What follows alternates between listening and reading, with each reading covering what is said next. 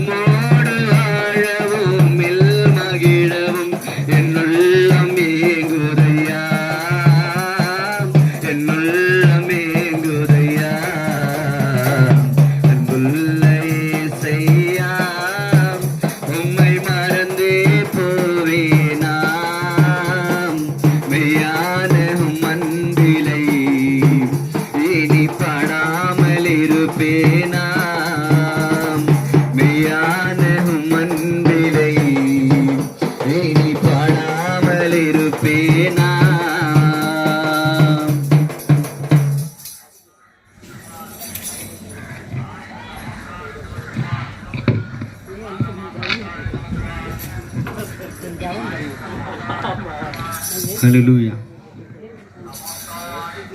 நான் நடந்து வந்த பாதையில் எல்லாம்